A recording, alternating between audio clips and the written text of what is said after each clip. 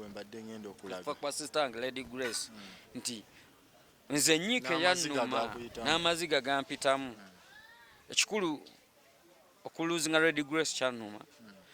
naye ye yali agenze ane bwenkaba tekimuzza naye nendowooza ku baana be nakati bankubira ne baŋŋamba ana Lady Grace tebasoma ana Lady Grace tebalina kyakwambala nga naye yaleka awo wennyini wembadde ngenda okubuuza abaana b'omukyalo oyo bali mu mbeera ki funayo kadde n'obalambulako ki ekiriwo awo cause abantu kati amaaso bayinza okuba nga bagatunuulizza ku ggwe oba oli awo engeri gye wali nti wamumakinga mu industry akayimba ke mwakola abaana bo bali mu mbeera ki wamu ne famire abaana tebali bulungi beetaaga obuyambi era akola akona omutwe n'omuzira kisasobola obbakwatako kuba nange nze saaga akuddeeyo mu bulamu bw'abayimbi tulivinga obulamu obw'okwerimba mbu we are okay yet we are not okay tetufuna kimala singa tufuna ekimala singa tetukabira for copyright tetufuna kimala kuba nange akasente kenfuna ngenda kaperformingira ku stage oba kitegedde tewaliwo sente zino zijja mu luyimba lwa Raila nga teruperformingiddwa yet omuyimbi omulala omuna Kenya kisijja genda mu nsi ziri wala kangende wano neighbor Kenya wosazise ebigere nti omuyimbi we Kenya copyright weeri afuna lwaki Uganda tekiri bwe kityo kati abaana ba Lady Grace okufuna kasente akasobola obbaweerera ntiru nga copyright eri implemented naye tebali okay basoma abatuuka naye byakweyeeya bali mu bulamu bwakweyeeya nange sinza ali better off nti nsobola okuva ku famire yange ate nenzira ku ya Lady Grace naye Lady Grace yali ekyamupambanya nga yali bambi single mother era nakubya oluyimba lwange olupya lugamba abakyala abapambanyi naluwandiika nga ntunuulire Lady Grace kubanze Lady Grace namusanga nga ayimba bino ebya zino alinga karaoke kweyiya ne mulanga ali talented nga nawandiika kayimba kumali yanangamba funa go kayimba naye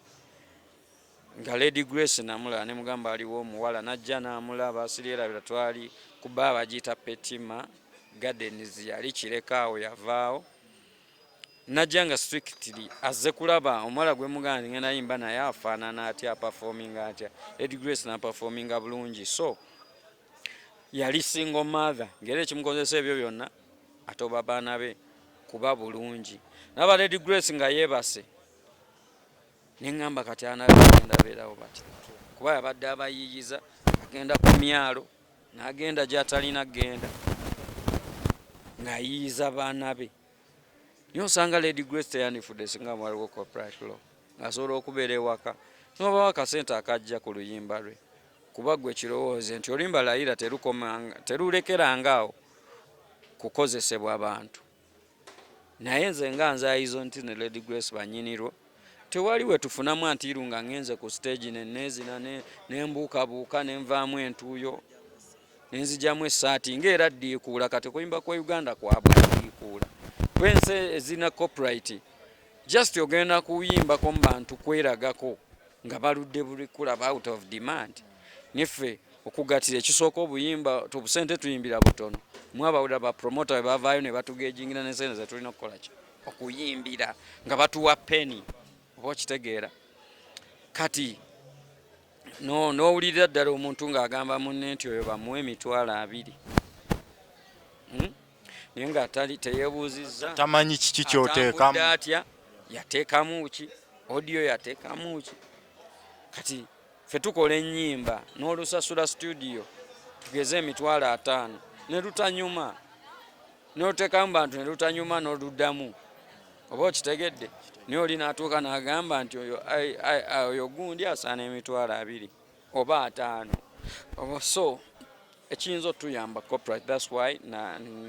nafuuka part of federation ye cause yokka nze gyendaba yeah.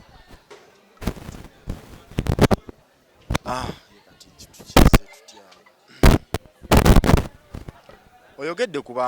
mbeera y'abaana ba Lady Grace oba oli awo waliwo eyandyagadde okuyamba ku baana abo kozi oli yali muyimbi wa abantu bonna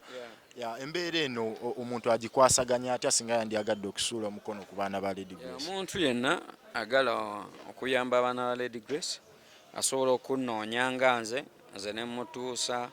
ku jjajja waabwe kuba kati yaba handlinga maama wa Lady Grace. Nze sirina kyenjagala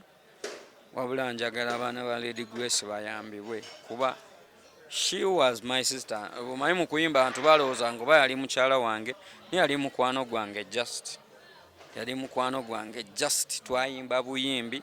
kati kinnuma abaana be bannuma kuba tebali oke ne jjajja tali oke. Yaleka Lady Grace yaleka akayumba nga katandiseeko tekaggwa nange siri oke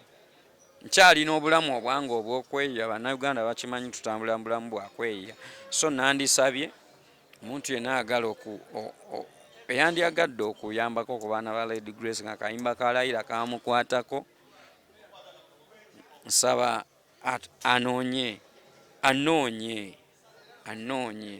tulabe kye tukola kuba tebali oke and I have my responsibility nange sinabeera oke ya kuba music mu Uganda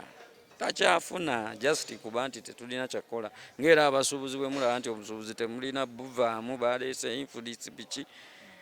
nga naye olina osigalawo obeezeewo obulamu nga naye tekikyafuna nga kirina music bwali. Nze njogera mazima antiru nga copyright weeri naye weba tekyaliwo obusente tukolera butono ate nga bwakupambana nnyo ate nga tussaamu kingi. Bubaka ki bw'olina eri abo abakola ku tteeka lya copyright oba oliawo eriri nti liruddewo kubanga liteekebwawo? Bakyanguye kuba ffe eno tufa abaana bajja kuddayo mbu badiya. Tulina abayimbi abamu nga baali balo kyafu nga naye balina talent nga bafuuka nga kati music alina kabawaako naye kuba takyafuna bajja kuddayo okitegeera. Kati nandisabye etteeka lya copyright lino balyanguye kuba industry employinga kumpi abavubuka abasinga. Kati wolowooza ku music naawe oli wano mukwata amawulire kitegeeza music yali mu kkuwa omulimu. Waliwo ali ku kamera naye music yali mumukola ki mu employinga kati chain nene so we bakimenya. Nze bwe mba nina ssente kitegeeza we nafuna n'oli afune nange ng'ate waliwo abalala abafunye abatali bayimbi oba okitegeera. Nze oluyimba ndotandikira producer lubaako writer yo si muyimbi teryamulaba nze lwakuba nze wandiikira naye eri abayimbi nga tandika nko oluyimba lwe writer mulala producer mulala badansa balala akwata video mulala oba olaba emirimu ababeera mu video balala oba okitegedde oba olaba industry employing abantu abangi naye nze sosi bwemba siri oke kitegeeza ne bali bonna tebagenda kubeera ki oke oba okitegeera. Nga tumaliriza obubaka obusemba eri abawagizi bo mu mbeera abawagira Aizon T n'abalabi ba BBS TV. Nina akayimba akapya bakayita omukyala omukozi. Obuyimba nina bungi nnyo nina akayimba kabayita omukyala omukozi akaba single mother. Omanyi nze nakuuzibwa single mother. Muli wawe tufaanagana nga single mother eyakuza. Muli wawe single mother mikwano nze mbebaze. Muli wawe ayitibwa bakadama nga muyiiza abaana bammwe. Omukyala omukozi kana kayimba kako nyimbya kusiima bakyala bato batasiimibwa mwebale kutoba.